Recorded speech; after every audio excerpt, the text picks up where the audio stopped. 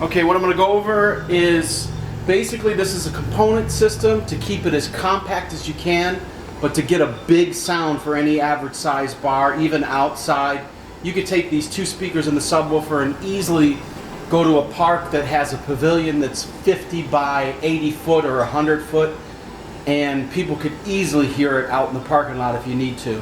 The space that this is running in right now is our shop. It's an old bar from the 1940s, 12-foot ceilings, 1,200 square foot area, and this thing is super loud when you open it up wide.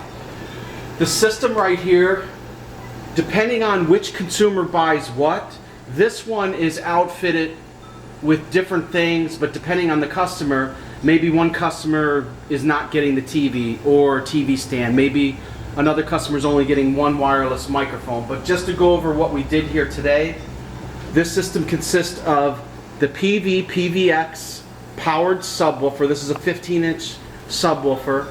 Then you have two Peavey PVX powered 12-inch speakers. You'll notice that I have two different types of setups here. I have a speaker stand on the right, and then over here I have it set with the subwoofer pole. The subwoofer has the pole with it, so it just shows a different type of configuration. So you could potentially set it up just like this, or get rid of the sub pole, put the subwoofer wherever you want, and have two speaker stands, add another light. You have a Peavey PV10 mixer, which is sitting on top of a laptop stand, and you have the laptop on top of it. You also have two Audio 2000 AWM 6122U dual UHF rechargeable wireless microphones. You have the TV stand in the background with a 24-inch TV, HDMI cables, all your patch cables. The light is a Chauvet Swarm 5FX. It's probably the hottest light of 2014, 2015. And then down here is what's called a Chauvet Geyser Junior. And there's two types of geysers. There's the regular geyser, and then there's the Junior. This one does pretty much what the other one does, with the exception that it does not have DMX out, so you can control it with a light controller. So this is a little more simplistic. This is probably my favorite fogger of all time. I put haze fluid in, and it actually quick dissipating haze fluid. You'll notice that I used a temporary table, but a lot of times what I'll suggest to people is if they're going to have components, you set the mixer and laptop in the middle, the wireless microphones to your left and right, and you patch them in. And I would also tell you, maybe make a custom table. Even if you buy a table, you could drill holes in it, put a skirt around the bottom of it to hide things. You could even put the subwoofer under the table. One of the things about a subwoofer is it's non-directional. So I would tell you, if you go into the same bar every weekend, one of the first things I would tell you to do is test the subwoofer in different areas. And you'll be surprised that some areas the subwoofer's going to bang harder than other areas.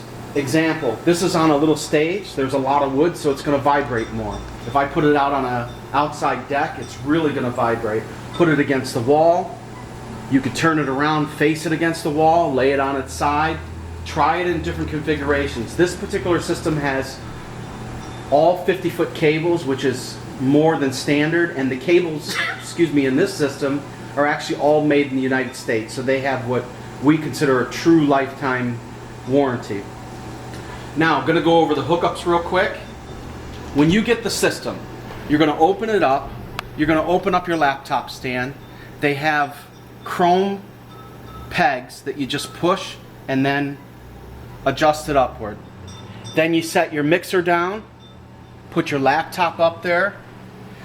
Then you take your wireless microphones, put them left and right of your mixer. And remember, you can put this in any configuration you want. This is just how we normally set it up for demonstration and so forth. And then after you do that, you have several cables you're dealing with. You're going to have, this is your mix out, right and left. So you have this going to the right speaker, this is going to the left speaker. Then you have what's called a Mon-Sen on the mixer, which normally is used for stage monitors, but when you don't have a stage monitor and you want to use a subwoofer, you could go ahead and plug in the powered subwoofer here. This is basically a patch cable that extends into another 50-foot cable. Then you have two different audio cables that control your audio channels. One is going up to the laptop, and the other one is miscellaneous if you hook up an iPod, iPad, smartphone, and so forth. Then you have 4 XLRs that are going into the top of the mixer for your microphones. You'll notice that they're all color-coded, and you'll also notice that this particular system, we color-coded everything. You have the color-coded windscreens in the front as well as the back.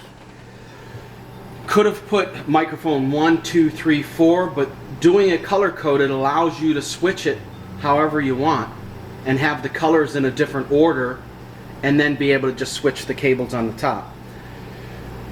After you set that up, you'll have an HDMI cable. Most likely you'll have a laptop with HDMI. You go out of there into the TV itself. Your speakers, on the back of your speakers, XLR. You'll notice that I set the volume here, which if you think of a clock, it's right around 1 o'clock. If you were in a really loud space and you needed big sound, you could actually turn this all the way up and it would give you more power. But for the most part, especially doing karaoke, even DJing, this is more than sufficient, and you could still be able to get a lot of power out of it. One of the most important things is always watch the clip light in the back. You want to make sure that stays green. I realize that some manufacturers tell you that it's okay for it to pop in the red on certain speakers and so forth, but to us, we believe that if you're going in the red, you need to add more speakers, you need more bass, sub bends, and so forth. You need a bigger system.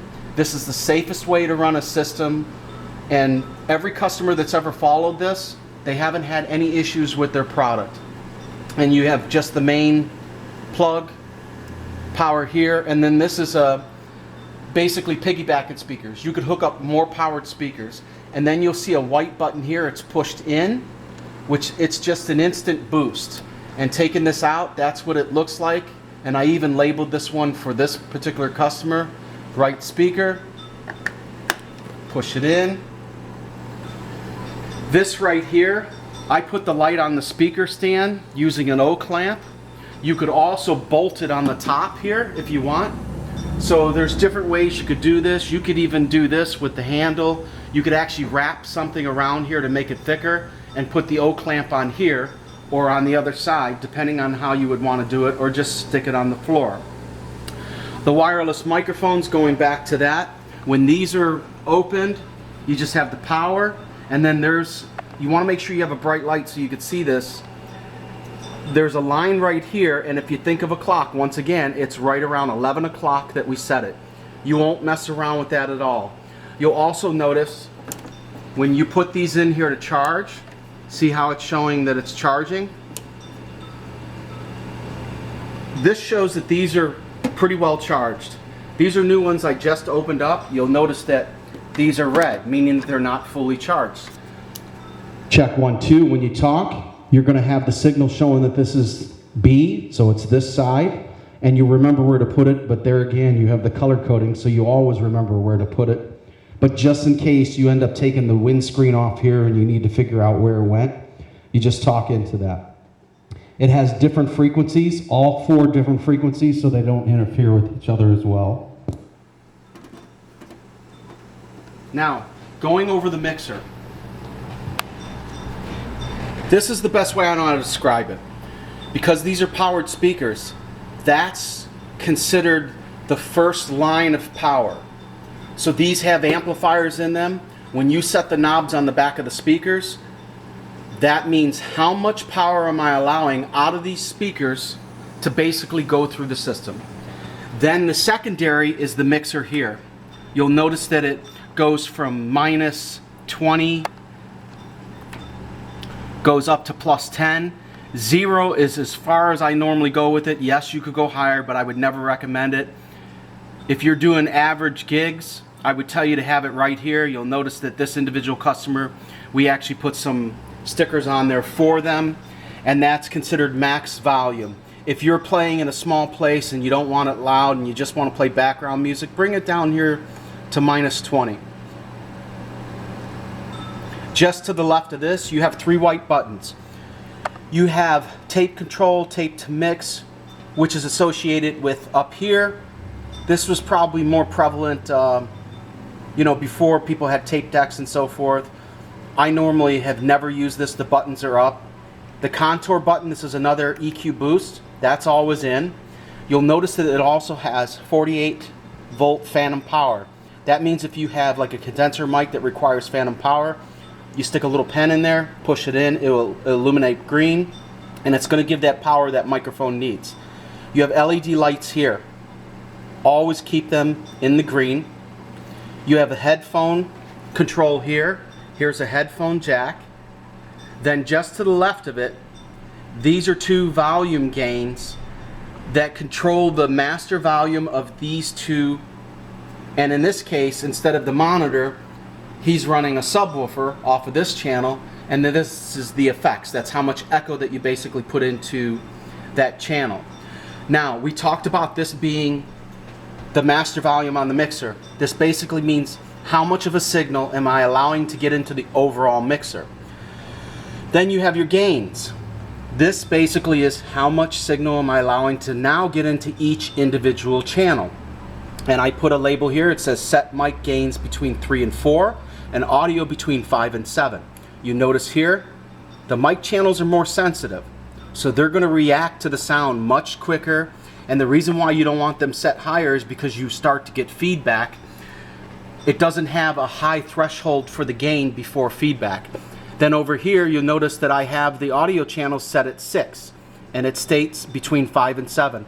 Those are comfortable levels. You do not have to follow that as the ultimate rule.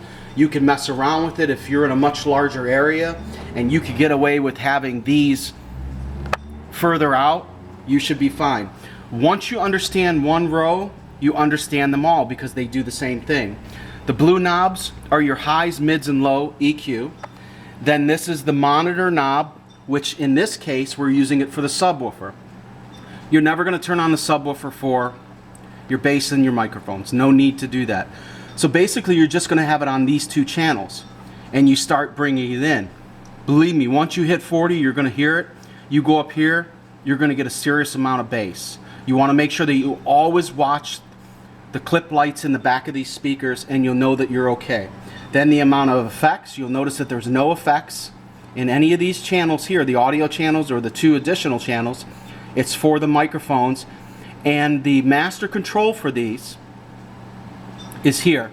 You'll notice that I'm in the room 1 reverb, and this is how much echo, basically the type of reverb that I put in there, and give you an idea of what I mean. Check 1 2. All right, you see how there's nothing here? Check 1 2, that's minimum. Check 1 2, check 1 2, check 1 2. So you hear how it sounds more like a lot of reverb and so forth. That basically changes the depth of the echo. Most often I'll have it between 3 and 4. Like I said, room 1 reverb. Then over here, this is the master volumes for how much you're going to allow into that channel for the subwoofer, how much you're going to allow on the effects. Like if I bring it all the way down, now it's completely flat. This is if you're doing speech, you would probably turn that all the way down. Most often I'll keep it right around 3. Now below this on the mixer, you have what's called mute buttons. One of the things I want you to get used to is when you're using microphones, if you only have one singer, mute 3 of them. Kill them. So you don't have to hear any type of signal or anything, any type of crosstalk. You're going to get used to it at first. You might forget. You might be on a microphone. Take a microphone. Check, check, 1 2. That's number 3. Now watch what happens. Check, check, 1 2. Now I can't get anything, and you might be standing there thinking, oh, these mics don't work. But always remember that you'll hear a signal. Even when you get music and the volume's all the way down, you'll see a signal. So you know that I'm getting the signal to the channel. I just have it muted. Check 1 2. So try to get used to that. That'll work out a lot for you. If you're not really using this often, keep that muted. And one of the things I'll tell you is mute this every time you mess around with this. These are very sensitive, and let me give you an idea of what I mean. See how I start messing with it? put it in mute, do the same thing, and you don't hear it. Okay, up here, these audio channels, you'll notice there's white buttons here. These are always pushed in because you're using the RCA channels. If you ever use the 1/4 inch channels up here, you would basically just switch it to the next channel. These right here, this is for different type of microphones. Regular mics that have 1/4 inch plugs, you could use that, or instruments. These are line inserts that basically go out to an external component. You also have your control room, those are for going out. Effects send, this is if you had an external processor that has a lot more effects, you could basically jack that into the mixer. Now, once you're doing all this, like I said, make sure everything's muted. The first thing you want to do is when you turn on your system, you want to make sure everything's on. You want to make sure that's plugged in. You want to make sure that your mixer's on, your wireless mics. Every external component is on with the exception of your speakers. You power your speakers on last. That way you minimize the popping. Then when you go to power down, you need to do the reverse, which is power down all the speakers first and then power down all the equipment. One of the things I want to go over is let's say you're playing a song.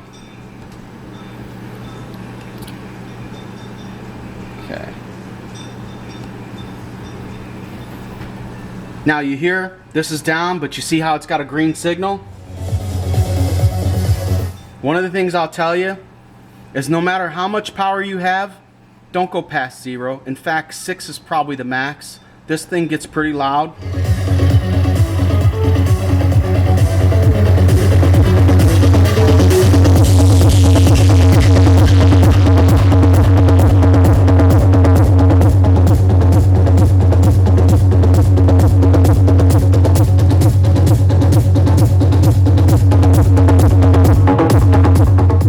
I just showed you was not only are you watching your LEDs here, you're also watching the LEDs on the back of your speaker. Same thing with the subwoofer. We're not even playing the subwoofer yet.